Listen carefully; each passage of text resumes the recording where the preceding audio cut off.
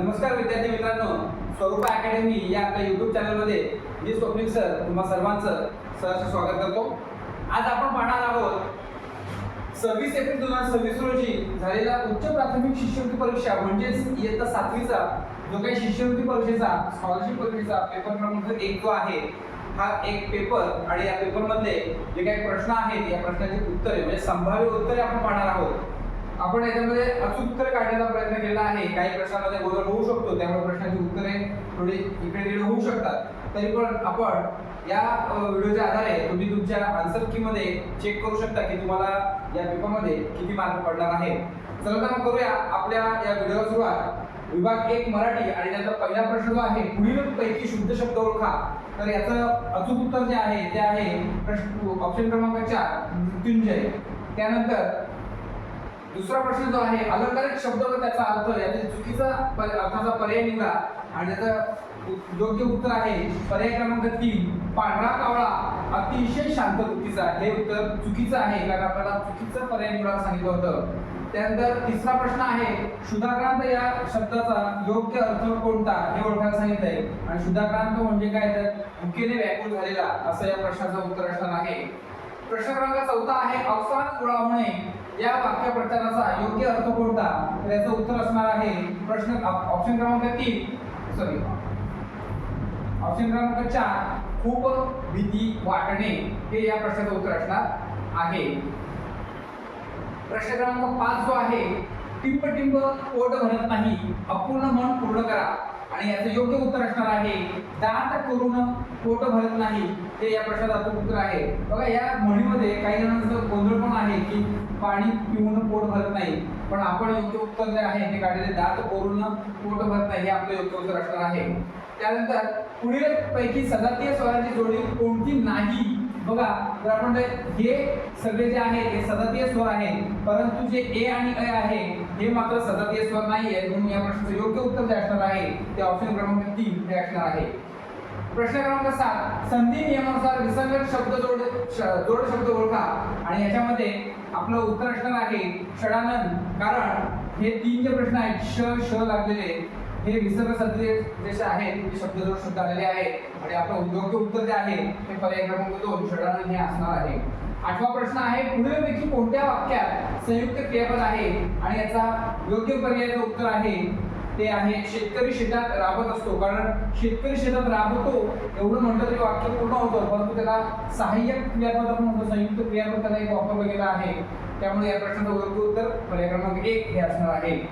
प्रश्न क्रमांक 9 याचा पाठ्यपुस्तकांखेरीज अवांतर पुस्तकांचे वाचन करावे या वाक्यातील अधोरेखित या शब्दाची जात ओळखायची आहे आपल्याला आणि या शब्दाची जात जी आहे या शब्दाची जात ही पर्याय क्रमांक 2 शब्दयोगी अवयव ही जात असणार आहे।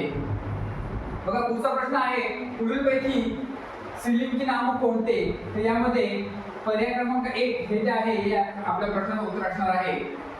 त्याचा प्रश्न क्रमांक 11 जो आहे तो वचन प्रकारानुसार विसंगत नाम ओळखा आणि याच्यामध्ये आहे सामना हा जो आहे वचन प्रकारचं म्हटलं वचन एकवचनी आणि वचन प्रार्थना घटना आणि भावना हे जे आहे हे वेगळे आहेत आणि सामना जो आहे हा एक वेगळा असणार आहे। त्यानंतर पुढीलपैकी सप्तमी विभक्तीचे प्रत्यय कोणते तर याचं योग्य उत्तर जे आहे ते आहे पर्याय क्रमांक 4 हे उत्तर असणार आहे। 13वा प्रश्न आहे स्वातंत्र्य प्राप्तीसाठी क्रांतिकारकांनी बलिदान केले होते या वाक्यातील अधोरेखित शब्दाची विभक्ती ओळखा। क्रांतिकारकांनी मी वापरलाय म्हणजे इथे तृतीया पर्याय क्रमांक 2 हे आपल्या प्रश्नाचं उत्तर असणार आहे। 14वा प्रश्न आहे आम्ही सहलीला गेलो होतो या वाक्याचा प्रयोग ओळखा। हा प्रयोग जो आहे हा प्रयोग अकर्मक म्हणजे या वाक्यामध्ये कर्मच नाहीये म्हणून याला अकर्मक कर्तव्य असे म्हणतात। पुढचा प्रश्न आहे 15वा प्रश्न पुढीलपैकी कोणत्या वाक्यात अर्धविराम वापरावे लागेल या प्रश्नाचं अचूक उत्तर आहे पर्याय क्रमांक 3 खूप धावपळ केली परंतु गाडी चुकलीच। हा स्वल्पविराम आहे, अर्धविराम आपल्याला 16वा प्रश्न आहे जो आवडतो सर्वांना तोची आवडे देवाला या वाक्याचा वाक्य प्रकार कोणता आणि या वाक्याचा वाक्य प्रकार आहे ऑप्शन क्रमांक 4 मिश्र वाक्य। 17वा प्रश्न आहे सगळे सोयरे स्वयंपाकघरात विराजमान झाले आहेत. आलेले आहेत, झालेले आहे, काम झालेले आहे म्हणजे पूर्ण वर्तमान काळ हा या प्रश्नाचं उत्तर असणार आहे. त्यानंतर 18वा प्रश्न आहे चिंतामण त्र्यंबक खानोलकर यांचे टोपण नाव काय? तर सर्वांना माहिती आहे की त्यांना आरती प्रभू या नावाने ओळखलं जातं. पुढचा प्रश्न आहे 19वा प्रश्न म्हणजे 19 ते 21 हे 3 प्रश्न जे आहेत ते आपल्या कवितेवर आलेले आहेत. कविता नीट वाचायची आहे आणि या प्रश्नाचं उत्तर जर बघितलं आपण तर दीनबंधू, दीन हा शब्द जो आहे तो गरिबाला वापरला जातो. दीनबंधू कोण आहे? तर गरीब आहे. आणि अपंगाच्या आश्रयाला कोण जात आहे असे कवीला वाटते? तर अपंगाच्या आश्रयाला अंधार जात आहे असे कवीला वाटत आहे. पुढचा प्रश्न आहे 21वा प्रश्न आहे गरीब या शब्दाचा समानार्थी शब्द कवितेत कोणता आलेला आहे? तर तो आहे दीन. हा गरीब या शब्दाला वापरलेला शब्द आहे. दीन इकडे पण आहे पण तो दीन म्हणजे दिवस आहे. पुढचा बघूया 22 ते 24 यासाठी सूचना रिकाम्या जागी योग्य पर्याय निवडून सुसंगत वाक्याचा परिच्छेद म्हणजे एक वाक्य पॅराग्राफ आपल्याला तयार करायचा आहे. 3च वाक्य 3 पॅराग्राफमध्ये 3 वाक्यांमध्ये आपल्याला अर्थपूर्ण एक पॅराग्राफ बसला पाहिजे. तर 22वा प्रश्नाचं उत्तर आहे टिंबटिंब दिवस संपत आले आहे. तर उन्हाळ्याचे दिवस संपत आलेले आहे आणि उन्हाळ्याचे दिवस असताना साऱ्यांना कसं वाटतं? तर उकळाने हैराण झालेले होते. त्यानंतर थोड्याच दिवसांनी ऋतुराजाच्या आगमनाने निसर्गात काय निर्माण होणार आहे? तर चैतन्य निर्माण होणार आहे. पुढचा प्रश्न बघूया आपण पुढीलपैकी वेगळ्या अर्थाचा शब्द असलेला पर्याय निवडा. तर वेगळ्या अर्थाचा शब्द जो आहे तो पर्याय अचूक पर्याय आहे दिव्य. कारण इथे बघितलं प्रचंड विशाल आणि भव्य म्हणजे याच्यामध्ये भरपूर मोठे असा उच्चारतो. पण दिव्य म्हणजे तेजोमय, भव्य दिव्य म्हणजे भव्य म्हणजे मोठं आणि दिव्य म्हणजे तेजोमय उजळणारा असं आपण म्हणू शकतो. असे या आपल्या मराठी विभागातील 25 प्रश्नांची उत्तर होती. पुढे बघूया आपण विभाग 2 गणित आणि गणिताचा पहिला प्रश्न आहे 56 मजूर एक काम 60 दिवसात पूर्ण करतात. तेच काम 42 दिवसात जर पूर्ण करायचं असेल तर किती मजूर लागणार आहे आणि ते किती जादा मजूर लागणार हे आपल्याला बघायला लागेल. 60 दिवसात काम पूर्ण करण्यासाठी जर 56 मजूर लागत असतील तर दिवस कमी झाले तर मजुरांची संख्या वाढते, ती लागते 80. परंतु आपल्याला ते जादा मजूर किती ते विचारलेलं आहे आणि म्हणून जादा मजूर किती? 24 हे या प्रश्नाचं अचूक उत्तर असणार आहे. बघा पुढचा प्रश्न आहे 27वा प्रश्न प्रकाश एक काम 10 दिवसात पूर्ण करतो, प्रसाद तेच काम 15 दिवसात पूर्ण करतो, तर दोघे मिळून ते काम किती दिवसात पूर्ण करतील? तर याचं उत्तर जे आहे अचूक उत्तर आहे पर्याय क्रमांक 1 6. 28वा प्रश्न आहे एका भाजी विक्रेत्याने सोमवार ते रविवार या एका आठवड्यात विकलेल्या भाजीची विक्री रक्कम पुढील प्रमाणे दिलेली आहे. तर या ज्या रक्कम दिलेल्या आहेत तर त्याची सरासरी जर x असेल तर विक्रीची सरासरी किती आहे? 2800 रुपये आहे. तर त्यांनी सांगितलं की x ची किंमत काढा. तर आपला हे अचूक पर्याय जो आहे तो पर्याय क्रमांक 3 जो आहे त्याचा अचूक पर्याय असणार आहे. बघा पुढचा 29वा प्रश्न आहे जर कोन p बरोबर 55 अंश तर कोन p च्या कोटी कोनाचा पूरक कोनाचं माप. तर याचा पहिल्यांदा कोटी कोन काढून मग त्याचा पूरक कोन त्याचं माप येतं आपल्याला 145 अंश असं याचा आपल्याला माप येणार आहे. पुढचा प्रश्न आहे सोबतच्या आकृतीमध्ये हे जे काय आकृती दिले याच्यामध्ये कोणता कोन वेगळा आहे असं ओळखायला सांगितलंय. जर आपण बघितलं तर इथे हा कोन बघा, हा कोन जो आहे आणि हा इथे जर कोन बघितला A B आणि C हे एकत्र येत आहे. पण D कोन हा जो आहे तो इकडे जातोय म्हणजे आपला D जो आहे पर्याय D ऑप्शन क्रमांक 4 पर्याय क्रमांक D जो आहे हे आपल्या प्रश्नाचं उत्तर असणार आहे. पुढीलपैकी असत्य विधान कोणते आहे? त्यांनी सांगितले त्रिकोणाचे कोन दुभाजक एक संपत्ती नसतात. हेच उत्तर जे आहे ते असत्य आहे का ते एक संपत्ती असतात. पुढे पुढचा प्रश्न आहे 32वा प्रश्न सोबतच्या आकृतीचे निरीक्षण करून त्रिकोण PQRची परिमिती काढा. आता इथे आपल्याला दिसतो हा काटकोन त्रिकोण आहे त्याच्यामुळे याचं 20 ते 21 तर आपल्याला याची किंमत काढायची आहे आणि त्यानुसार जर आपण बघितलं तर याची किंमत आपल्याला निघते 70 म्हणजे हे जे आहे हे आपल्याला निघतं 29 आणि म्हणून त्याचं उत्तर येतं 70 ही परिमिती येते त्याची. पुढे बघूया पुढील पर्यायांपैकी पायथागोरसचे त्रिभुज नसणारा पर्याय कोणता? याचं योग्य उत्तर आहे पर्याय क्रमांक 2.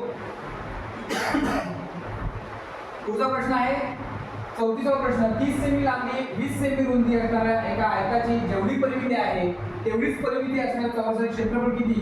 तर याचं उत्तर जे आहे याचं उत्तर असणार आहे पर्याय क्रमांक 1 625. पुढचा प्रश्न आहे 35वा प्रश्न आहे सोबतच्या आकृतीत चौरस PQRS चे क्षेत्रफळ 900 सेमी आहे तर चौरस पिकाच्या बाजूच्या मध्यबिंदूंना धरून तयार होणाऱ्या चौरस ABCD ची क्षेत्रफळ किती? त्याला 2 ने भागायचं आहे आणि याचं उत्तर असणार आहे पर्याय क्रमांक 3 450 चौसेमी हे याचं उत्तर असणार आहे. बघा पुढचा प्रश्न आहे 36वा प्रश्न. एका चौकोनी चिठ्ठीला 6 पृष्ठे 8 शिरोबिंदू आहेत तर त्यांच्या कडांची संख्या किती? सगळ्यांना माहिती आहे हे पाठांतरच असतं सगळ्यांच्या की 12 कडा असतात. ठीक आहे. पुढे आहे गटात न बसणारा पर्याय शोधा. घन, इष्टिका चिठ्ठी, चौरस आणि त्रिकोण चिठ्ठी.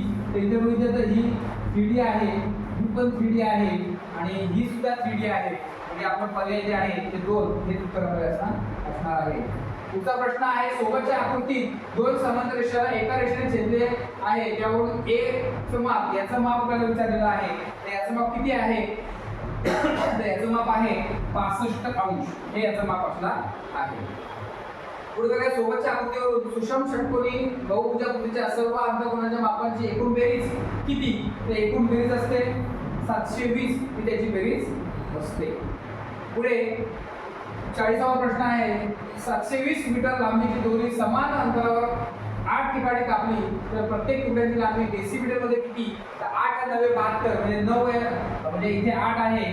ठीक आहे. तर 9 भाग जर झाले तरी 8 डेसिमीटर हे त्याचं उत्तर असणार आहे. 800 डेसिमीटर सॉरी 800 डेसिमीटर हे त्याचं उत्तर असणार आहे.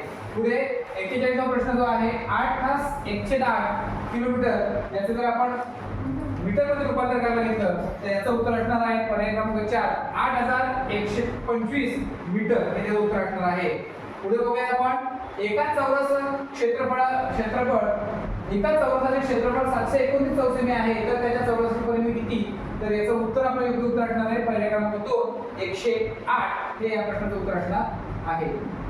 जर एका वर्तुळाकृती बागेचा व्यास 700 मीटर असून बागेभोवती 5 पदरी काट्याचे तारेचे कुंपण करायचे आहे. जर तारेचा दर प्रति मीटर 60 रुपये असेल तर कुंपणासाठी एकूण खर्च किती? तर गणित सोडवलं तर आपल्याला लक्षात येईल की पहिलं ऑप्शन जे आहे 6,60,000 हे त्याचं उत्तर असणार आहे. पुढे आहे 44 प्रश्न 88 सेमी लांबी असलेल्या एका तारेपासून एक चौरस तयार केला आणि दुसऱ्या 88 सेमी लांबी असलेल्या तारेपासून एक वर्तुळ तयार केलं तर वर्तुळ आणि चौरस यांच्या क्षेत्रफळामध्ये फरक किती? याचं उत्तर जर आपण बघितलं तर पर्याय क्रमांक 2 132 चौसेमी हे आपल्या या प्रश्नाचं उत्तर असणार आहे. 45वा प्रश्न आहे 60 मीटर लांबी आणि 40 मीटर रुंदी असलेल्या आयताकृती बागेच्या बाहेरील बाजूला लागून 1 मीटर रुंदीचा रस्ता तयार केला तर त्या रस्त्याचे क्षेत्रफळ किती चौरस सेमी असेल? तर याचं उत्तर जे आहे याचं उत्तर असणार आहे 749 चौसेमी हे याचं उत्तर असणार. मीटर हे याचं उत्तर असणार आहे. बघा पुढे आहे की एका घनाचे एकूण पृष्ठफळ 294 चौसेमी आहे तर त्या घनाचे घनफळ किती?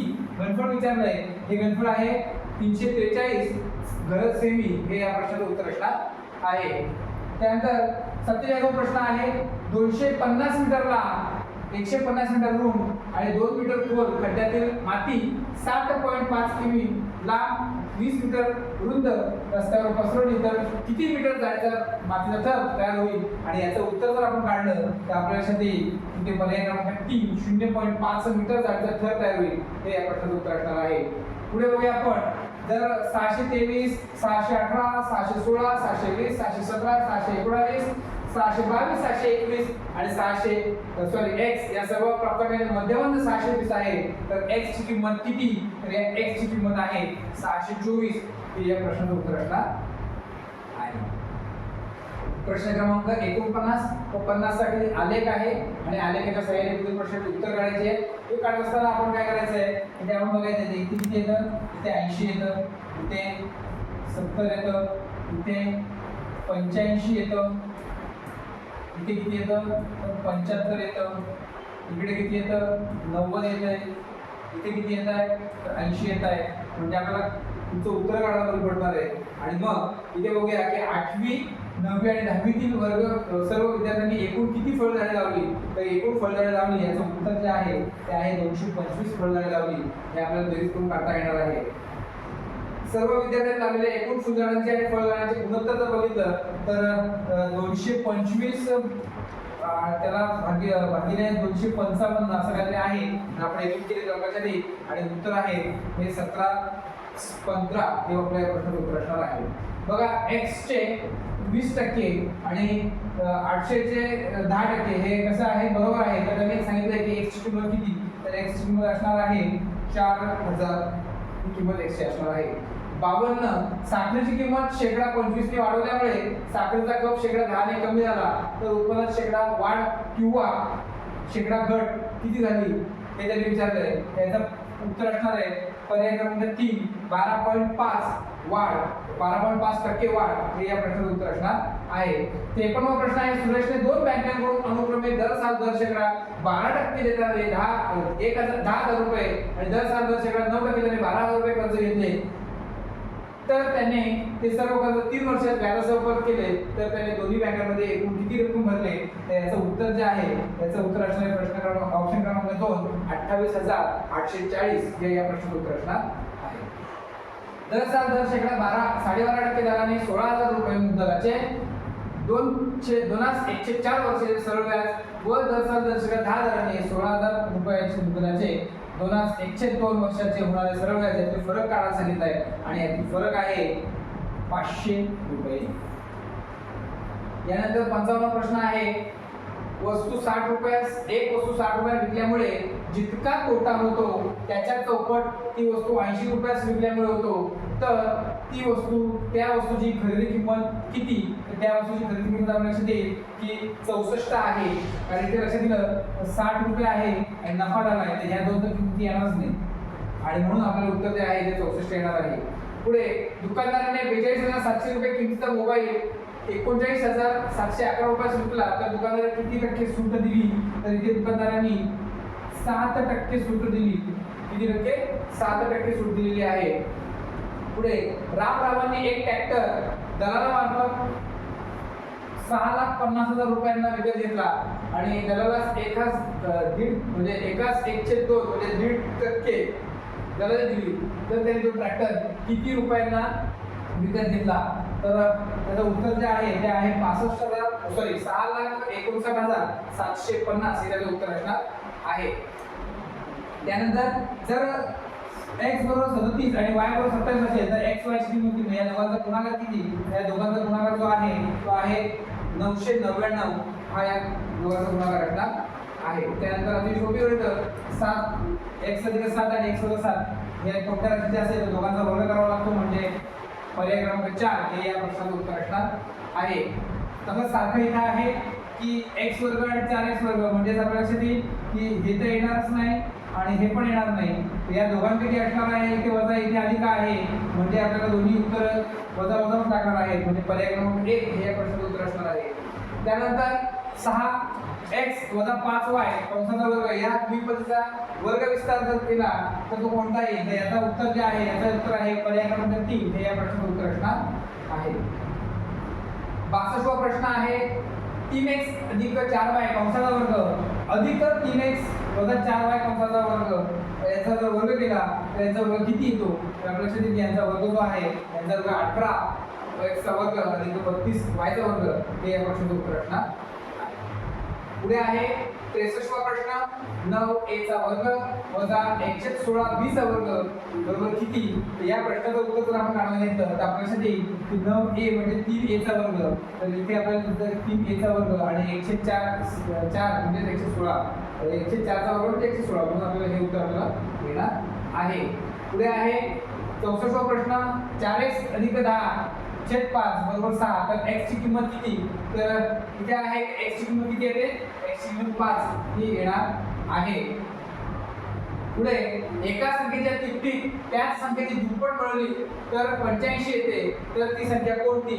आणि याचं उत्तर आहे ऑप्शन क्रमांक 2 17. पुढे 1 पासून 100 पर्यंत सर्व विषम संख्यांची बेरीज आपल्याला करायला सांगितले आणि या सर्व विषम संख्यांची बेरीज जी आहे ती आहे पर्याय क्रमांक 4 2500. सर्वात लहान नैसर्गिक संख्या व सर्वात मोठी पूर्ण पूर्णांक संख्या यांच्यातील फरक किती. तर याच्यातील फरक जो आहे हा फरक 2 हा येतो, वजा 1 आणि 1 यांची बेरीज करावी लागते. त्यानंतर 68वा प्रश्न आहे 73/99 बरोबर किती. तर 73/99 म्हणजे 0.73 रिकरिंग असं त्याचं उत्तर असणार आहे. 69वा प्रश्न आहे संख्या रेषे निरीक्षण करून ती ही संख्या कोणत्या संख्या रेषे दाखवते. तर सरळ सरळ इथे मोजायचं आहे 1 2 3 4 5 6 4 5 आणि 6 इथे याला 7 तर 7 आणि सगळीकडे 3 3 छेदस्थानी आहे म्हणजे पर्याय क्रमांक 2 हे या प्रश्नाचं उत्तर असणार आहे. पुढे आहे एक 784 98 196 आणि 392 या सर्व संख्यांना खालीलपर्यंत कोणत्या संख्यांच्या विभाज्याच्या कसोटी लावून पडतील हे आपल्याला विचारले. तिथे लक्षात आलं की 3 3 आणि 3 जर सगळीकडे दिले तर पहिल्यांदा 3 ने भाग देऊन बघायचं. आपल्या लक्षात येईल या संख्येला 3 ने भाग जातो म्हणजे आपलं उत्तर असणार आहे पर्याय क्रमांक 1 हे उत्तर असणार आहे. पुढे आहे वर्गमूळ काढा आणि याचं उत्तर जे आहे ते अचूक उत्तर आहे पर्याय क्रमांक 3 36.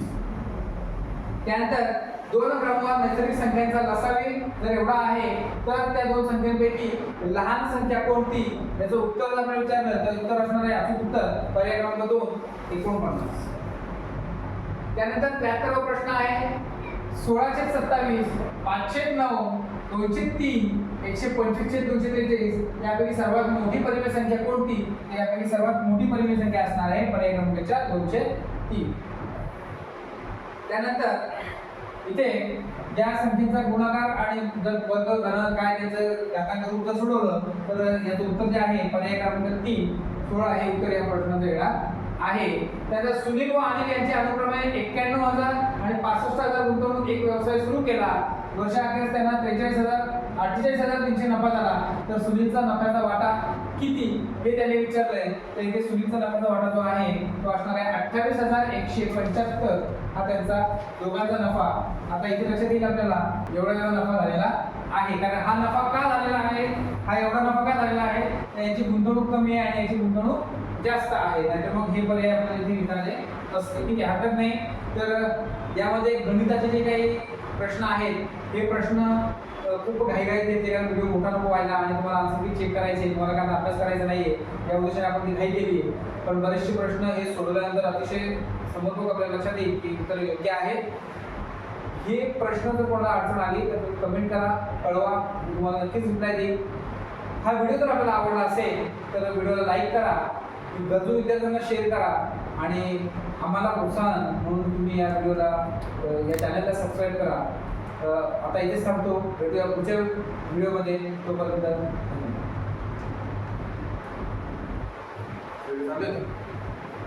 मला प्रत्येक